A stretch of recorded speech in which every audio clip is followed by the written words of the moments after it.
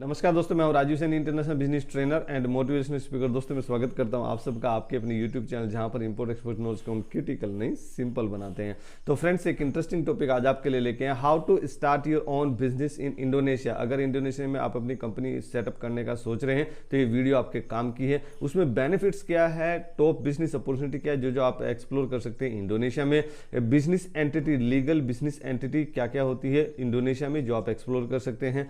Business visa लेना कितना आसान है और ग्लोबल एक्सपोर्ट की रिसर्च क्या, टेक्निकल रिसर्च क्या बोलती है इंडोनेशिया के बारे में। ये सब क्वेश्चंस का आंसर लेके आए छोटे से वीडियो में, बने रहे हमारे साथ। सबसे पहले हमारा पॉइंट है बेनिफिट्स। अगर आप इंडोनेशिया में अपनी कंपनी ओपन करना चाहते हैं एज इंडियन, एज फॉरेनर, आप अगर कंपनी ओपन करना चाहते हैं, अपना बिजनेस सेटअप करना चाहते हैं, तो आपको क्या बेनिफिट मिल जाते हैं। तो बेसिकली इंडोनेशिया के अगर आप देखेंगे तो बहुत सारे कंपनी के साथ में, उनके कंट्री के साथ में उनका ट्रेड है, मतलब ट्रेड एग्रीमेंट है। जैसे कि आप IA कैपा आप देख सकते हैं, IA कैपा यानी Indonesia Australia comprehensive economic partnership agreement. जैसे हमारा भी ऑस्ट्रेलिया के साथ में इंडो ऑस्ट्रेलिया कैपा है, यानी India Australia economic comprehensive economic partnership agreement है, हमारा भी, इंडिया का भी है, तो इंडोनेशिया का भी है। इंडोनेशिया का बाकी और कंट्री के साथ में भी फ्री ट्रेड एग्रीमेंट, जैसे चाइना हो गया, जापान हो गया, न्यूजीलैंड हो गया, साउथ कोरिया हो गया and many more.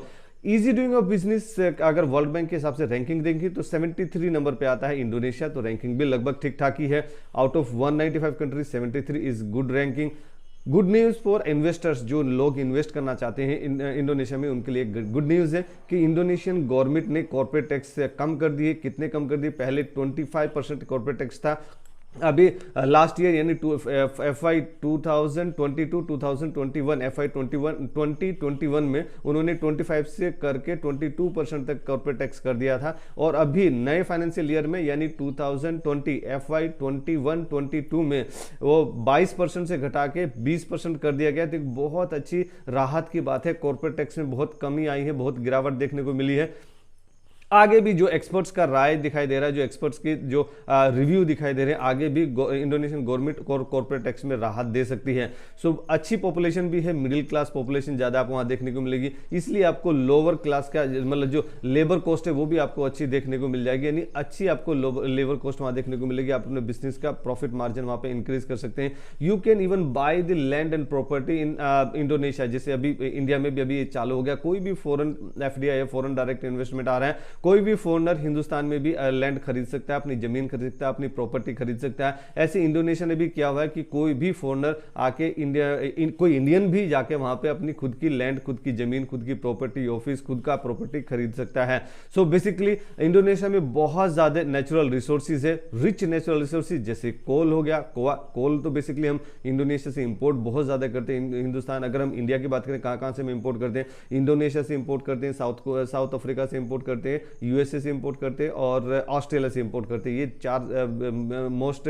Top destination जहां से हम कोल इंपोर्ट करते हैं हमारे पास में, क्योंकि हम भी इकोनॉमिक ग्रोइंग इकोनॉमी, हमारा भी कंजम्पशन बहुत ज़्यादा है। सो बेसिकली उनके पास में कोल है, कोका है, निखिल है, कॉपर है, अलग अलग तरीके के उनके पास जो रबर है, कॉफ़ी है। सो बेसिकली उनके पास रिच रिसोर्सेज है जो कि गॉड ने दिए हुए हैं, तो उनके पास में ही आप वहाँ पर जाकर अपनी कंपनी सेटअप कर सकते हैं। अगर मैं बिजनेस अपॉर्चुनिटी की बात करूं, क्या क्या किस टाइप की आपके बिजनेस अपॉर्चुनिटी वहां पे एक्सप्लोर कर सकते हैं, तो फिजिकली सबसे पहले पायदान पे आता है टूर एंड ट्रैवल। अगर आपके पास में टूर एंड ट्रैवल का एक्सपीरियंस है तो आप टूर एंड ट्रैवल एजेंसी वहां पे ओपन कर सकते हैं। बहुत टूरिस्ट वहां पे आते हैं, आप उनको भी सर्विस दे सकते हैं। तो इसमें इन्वेस्टमेंट कम है और प्रॉफिट ज्यादा है। सो बेसिकली होटल रेस्टोरेंट्स का अगर आपका एक्सपीरियंस है, आप होटल खोल सकते हैं, रेस्टोरेंट खोल सकते हैं, रिजॉर्ट खोल सकते हैं। जो लोग पिकनिक मनाने के लिए आते हैं, घूमने के लिए आते हैं, अच्छा खासा पैसा भी देके जाते हैं।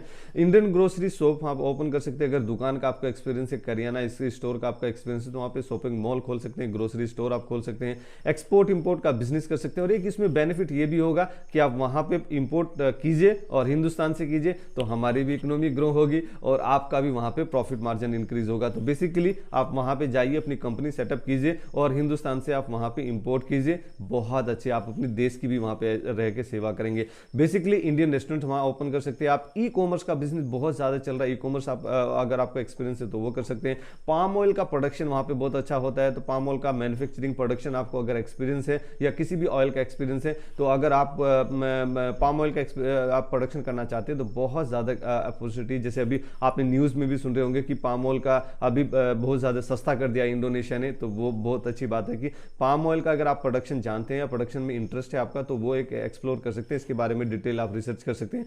फूड ट्रक आप ओपन कर सकते हैं, यानी मोबाइल रेस्टोरेंट्स, यानी घूमता फिरता चलता फिरता रेस्टोरेंट, सड़क पे कहीं पे भी लगाओ फूड ट्रक, आपका रेस्टोरेंट्स रेडी। सो मीट प्रोसेसिंग का भी बहुत अच्छा एक्सपीरियंस है अगर आपका है, तो आप वहाँ पे कंपटीशन में आगे आ सकते हैं और आप अपना प्रॉफिट मार्जिन इंक्रीज कर सकते हैं। इवेंट प्लानर, जैसे वेडिंग इवेंट प्लानर हो गया, या कोई फंक्शन है, कोई कॉर्पोरेट फंक्शन है, या किसी का वेडिंग फंक्शन है, या किसी की रिंग सेरेमनी है, या किसी का जो अगर उसका आपको एक्सपीरियंस है, कहाँ पे फूल लगाने, कहाँ पे कॉर्पोरेट लगाने, कहाँ पे गुलदस्ता लगाना है, कहाँ पे किसको क्या एंकरिंग करना है, कौन गाना गाएगा, कौन क्या करेगा, अगर बेसिकली वो अगर इवेंट प्लानर आपको एक्सपीरियंस है तो आप बहुत ज़्यादा वहाँ पैसा कमा सकते हैं। अगर आप इवेंट प्लानर का बिजनेस ओपन करते हैं, इवेंट प्लानिंग का बिजनेस ओपन करते हैं इंडोनेशिया में। टैक्स कंसल्टेंट अगर आप हैं, आप सीए हैं, टैक्स कंसल्टेंसी आप जानते हैं, इंडोनेशिया में बहुत अच्छा इसके दुकान चल रही है, सीए की दुकान बहुत अच्छी चल रही है इंडोनेशिया में, वहाँ पे अपना ऑफिस खोल सकते हैं।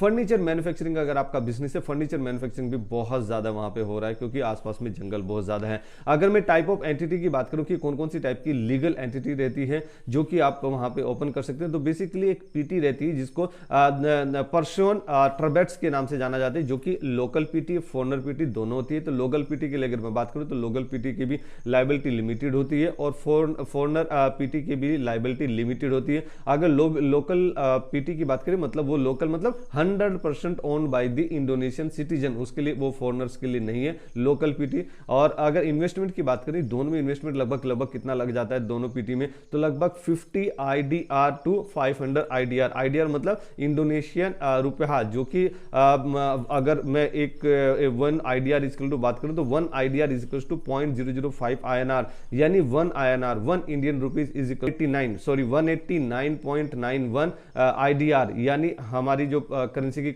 हमारी कंट्री की जो करेंसी है वो ज्यादा मजबूत है as compare to Indonesian currency, लेकिन उनकी इकोनॉमी बहुत जबरदस्त है। आगे हम बात करेंगे टेक्निकल रिसर्च में, ग्लोबल एक्सपर्ट की जो टेक्निकल रिसर्च होगी। तो बेसिकली जब आप वहां पे ओपन करते कंपनी, तो आपको लगभग जो 50 से 500 मिलियन आईडीआर आपको चाहिए, तो लगभग आपको 2.6 लाख रुपीज से 26 लाख रुपीस के आसपास आपको लग जाता है, यानी इस रेंज में आपकी कंपनी वहाँ पे बहुत ज़्यादा अच्छी मात्रा में ओपन हो जाती है। अगर मैं फॉरेन पीटी की बात करूँ तो उसके भी सेम इंप्लीमेंटेशन होता है कि 100% फॉरेन ऑनरशिप आपको मिल जाती है, यानी ऐसा नहीं कि आपको लोकल बिजनेस पार्टनर के साथ में आपको पार्टनरशिप करनी पड़ेगी और उनको कुछ प्रॉफिट मार्जिन देना पड़ेगा। बिल्कुल ऐसी जरूरत नहीं है, जैसे गल्फ कंट्री में होता है वैसा बिल्कुल नहीं है। 100% कंपनी की आप ही ओनरशिप आपको मिल जाती है, और बेसिकली आपकी इसमें लाइबिलिटी जो है वो लाइबिलिटी भी आपकी लिमिटेड हो जाती है। मिनिमम 2 डायरेक्टर चाहिए, लोकल पीटी में भी और फॉरेन पीटी में भी आपको मिनिमम 2 डायरेक्टर आपको चाहिए। अगर नेक्स्ट टाइप ऑफ कंपनी बात करूं तो वो प्राइवेट ओन्ड कंपनी रहती है, यानी प्राइवेट ओन्ड कंपनी वो लगभग 3 टाइप की होती है। तो बेसिकली पहले आता है फर्म, सेकंड आता है सीवी, थर्ड आता है लिमिटेड कंपनी, जो हमने ऊपर बात किया। तो बेसिकली उसमें भी लाइबिलिटी जो रहती है, फर्म की लाइबिलिटी अगर मैं देखें, फर्म की लाइबिलिटी भी वहां पे लिमिटेड होती है, और अगर सी और दोनों में मिनिमम डायरेक्टर 2 ही चाहिए, क्योंकि पार्टनरशिप है तो 2 डायरेक्टर तो एटलीस्ट चाहिए ही चाहिए। सो बेसिकली अगर सीवी की बात करूं, जिसे सीवी हम रिज्यूम में कहीं बोलते थे कैरिकुलम वाइटा, सो बेसिकली उसकी भी लाइबिलिटी लिमिटेड होती है, 2 डायरेक्टर आपको चाहिए। लेकिन डायरेक्टर अगर मैं बात करूं, डायरेक्टर 2 चाहिए, लेकिन इंडोनेशियन डायरेक्टर ही दोनों चाहिए, यानी वो 100% लोकल ओनरशिप है इन केस ऑफ सीवी। अगर मैं बात करूं नेक्स्ट टाइप की कंपनी की, जो कि सोल प्रोप्राइटरशिप है, जैसे यहां भी सिंगल ओनर रहता है, सोल प्रोप्राइटरशिप में वहां भी सिंगल ओनर ही रहता है। अगर मैं 4th टाइप की कंपनी की बात करूं तो वो रिप्रेजेंटेटिव ऑफिस होता है। रिप्रेजेंटेटिव ऑफिस भी 3 टाइप के होते हैं,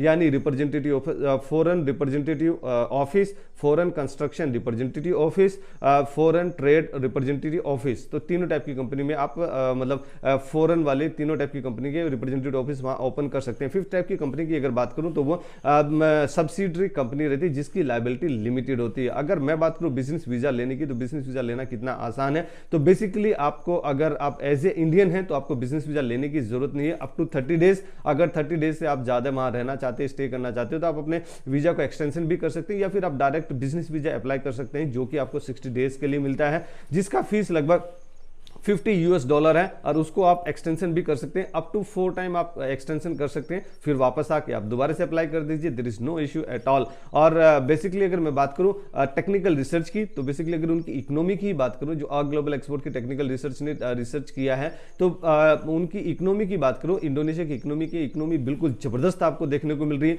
$1.28 ट्रिलियन, मिलियन नहीं, बिलियन नहीं, ट्रिलियन $1.28 ट्रिलियन का इकोनॉमी है। पॉपुलेशन 27 करोड़ से, जिसमें 1.5 लाख तो इंडियंस ही वहां पे जो बिजनेस कर रहे हैं, जो अलग अलग तरीके से वहां पे लोग रह रहे हैं। पर कैपिटा इनकम बहुत जबरदस्त निकल के आ रहे हैं, यानी हिंदुस्तान से लगभग डबल। वहां पर हमारा जैसे 2.5 थाउजेंड यानी $2,500 के आसपास आता है, उनका $4,691 आ रहा है पर कैपिटा इनकम। तो परचेजिंग पावर बहुत जबरदस्त आपको देखने को मिलेगी। सो टोटल एक्सपोर्ट की अगर मैं बात करूं, तो टोटल एक्सपोर्ट में $231 बिलियन का वो टोटल एक्सपोर्ट करते हैं, और टोटल इंपोर्ट $196 बिलियन का करते हैं, यानी इंपोर्ट कम करते हैं और एक्सपोर्ट ज्यादा करते हैं। तो वो कंट्री जरूर ग्रो करता है, उस कंट्री की इकोनॉमी जरूर ग्रो होती है जो एक्सपोर्ट ज्यादा करता है और इंपोर्ट कम करता है। तो बेसिकली मेरा भी हाथ जोड़ के नमस्कार है, मेरा भी हाथ जोड़ के प्रार्थना है अपने भाई बहनों से, जो एक्सपोर्टर भाई बहन है, जो हमारे एक्सपोर्ट करते हैं हिंदुस्तान से, आप ज्यादा से ज्यादा एक्सपोर्ट करें और हिंदुस्तान का भी आप नाम ऊंचा करें। अगर मैं बात करूं जो कैपिटल की, तो जकार्ता उनकी कैपिटल है। तो बेसिकली अगर ये वीडियो आपको पसंद है, जरूर आप इसको लाइक कीजिए, अपने फ्रेंड्स एंड फैमिली में जरूर इसको शेयर कीजिए। और हमारा ट्रेनिंग रहता है, तो online training practically live face to face आप अपने क्वेश्चन भी पूछ सकते हैं। तो वो 12 जुलाई से नेक्स्ट बैच चालू हो रहा है, 12 जुलाई 2022। तो फ्रेंड्स अगर इसमें कुछ अगर छूट गया, कुछ रह गया, आप उसमें कुछ एडिशनल वैल्यू ऐड करना चाहते हैं, तो हम इंतजार करेंगे आपका कमेंट बॉक्स में। और हमेशा की तरह से मुस्कुराते रहिए, ग्रो करते रहिए और हिंदुस्तान का एक्सपोर्ट बढ़ाने में हमारी मदद कीजिए। Let's do export together. Thank you very much.